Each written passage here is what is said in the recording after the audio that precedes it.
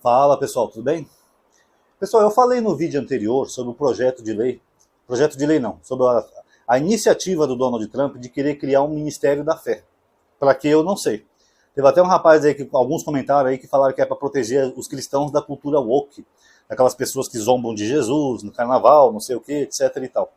Mas na verdade isso não acontece muito nos Estados Unidos, pessoal. Isso acontece mais na Europa, tá? Aquelas imagens que você vê de gente fingindo que é Jesus, não sei o quê, isso acontece mais na Europa. Aqui no Brasil até teve, no Rio Grande do Sul, um cara aí que fez um Jesus de calcinha. Mas é um caso mínimo, né? E na verdade nem ofende tanto, né, a fé cristã, porque na verdade se a gente for comparar ofensa por ofensa, o tanto que os cristãos ofendem os homossexuais é muito maior do que um homossexual que ofende um cristão. Né? Tem uma puta falsa equivalência. Mas enfim, pessoal, o fato é que isso que o Donald Trump está fazendo chama-se teocracia. O que é teocracia? É uma sociedade que é regida por leis da religião, do livro sagrado da religião, e não regida por leis civis, seculares, como acontece aqui no Brasil. Nós temos deputados, senadores que criam as leis, e nós vivemos sob essas leis. Agora, países teocráticos não, eles vivem sob as leis do livro sagrado, como, por exemplo, os países muçulmanos. A maioria dos países muçulmanos são teocracias, tá? Onde eles seguem uma tal de lei da Sharia, que é baseada no Alcorão. Então, as leis que eles seguem lá é baseada no que disse o profeta Muhammad, não em leis seculares que eles mesmos criaram. Então, eles vão ficar eternamente seguindo essas mesmas leis, desde a época do profeta Muhammad, porque são teocracias, tá?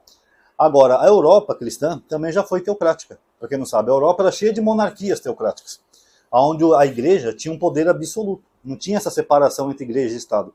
Na verdade, em muitos casos, eles eram julgados e levados para a própria igreja. A igreja que julgava mais do que os reis. Era como se a igreja fosse a autoridade principal na Europa. Aí alguns movimentos e algumas rebeliões começaram a mudar a realidade europeia. Primeiro foi a Carta Magna, do rei inglês chamado João Sem Terra, de 1215, que ele criou uma Carta Magna depois da revolta dos barões. Os barões britânicos estavam revoltados pelo abuso de poder do rei.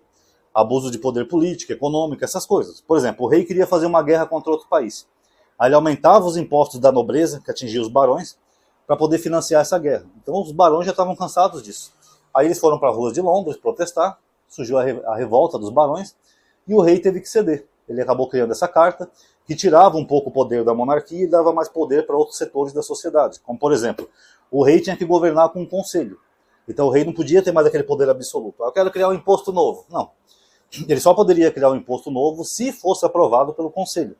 Aí voltamos ao princípio da democracia, né, que é quando você tem um congresso ou um parlamento que começa a governar junto com a autoridade máxima. Ou seja, você não tem mais o poder absolutista na mão. Aí o congresso tem que governar junto. Agora, o que levou ao fim das outras monarquias europeias de vez foi a chamada Revolução Francesa, de 1789 a 1799. Com a Revolução Francesa, o pessoal tomou conta da Bastilha, que era onde ficavam os prisioneiros políticos do rei, e derrubaram a Bastilha, libertando aqueles presos. Se revoltaram, foram até o Palácio do Rei, acho que em Versalhes, se eu não estou enganado, naquela época era a capital da França, prenderam o rei e a rainha e guilhotinaram ambos, né? O rei Luís XVI e a Maria Antonieta.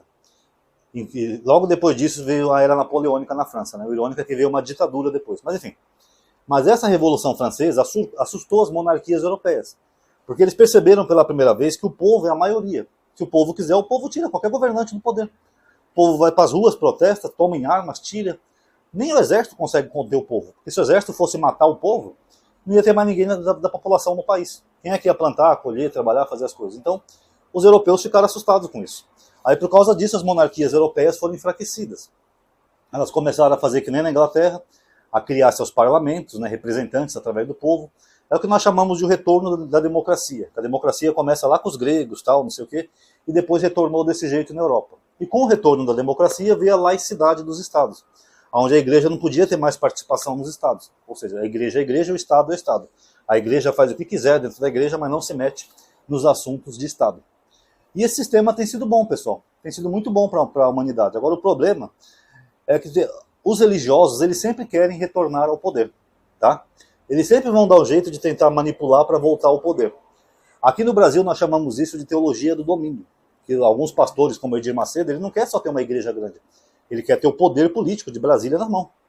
O Edir Macedo, por exemplo, ele criou um partido que é o Republicanos aqui no Brasil, inclusive é o partido do Tarcísio, né, que está obrigando os policiais militares a ir em culto da Universal todo dia, que é o partido da igreja. Ele elege políticos através desse partido, que ele usa o fiel como massa de manobra, né? Ó, votem nesse candidato aqui, o candidato dele ganha. Para chegar lá, para cuidar dos interesses da igreja, dar mais privilégios para a igreja e para perseguir os outros grupos, os grupos que não são cristãos. Como, por exemplo, aqui em São Paulo foi eleito vereador, aquele Lucas Pavanato. Você já viu ele, aquele moleque, ele tem a cara de louco, assim. Nos 3 primeiros dias dele de vereador, ele já criou 3 projetos contra a mulher trans.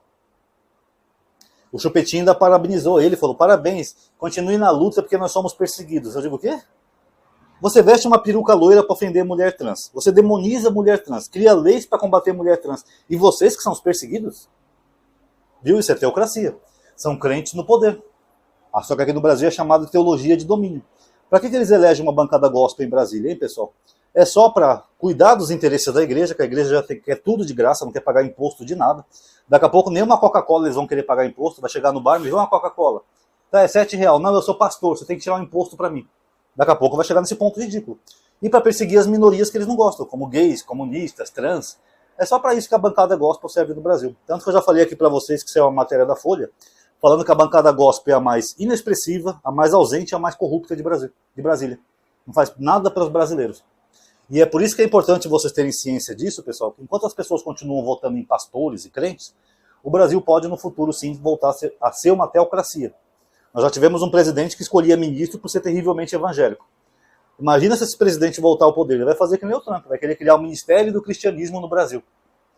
Aí que a gente vai ver, pessoal, perseguições e atritos com outras religiões. Aí vai ter realmente um pouco de teocracia no Brasil, ou seja, crentes no poder.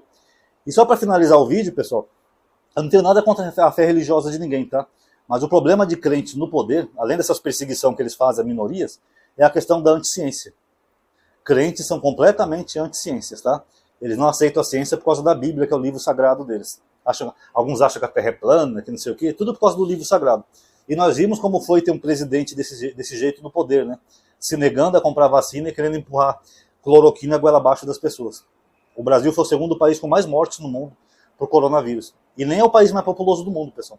A China e a Índia têm mais de 1 bilhão de pessoas. Morreu bem menos gente que no Brasil. Então vocês veem o perigo, né, de colocar crente no poder. Lembra da Idade Média que eu falei para vocês da peste negra? Então esse que é o problema, pessoal. Tá? Então eu não vou nem alongar muito aqui, senão daqui a pouco vai bolsonarista chato encher o saco. Você só fala de política, você só fala do Bolsonaro. Então eu vou encerrar o vídeo por aqui, tá? Mas cuidado, pessoal, na hora de votar, tá? Não votem em candidatos ligados à igreja, pastores, evangélicos, essas coisas. Evitem, pessoal, que eles não fazem um projeto sequer de bom para a população. Eles só estão lá buscando o interesse deles. E quando são projetos bons que outras pessoas apresentam, eles boicotam. Tá? Fica a dica aí. Pessoal, quem gostou já sabe o ritual. Dá like, ativa o sininho, tá na lista de transmissão, comente o que você achou, tá? Tudo isso aí faz parte do ritual. Muito obrigado a todos aí que assistiram. Paz a todos.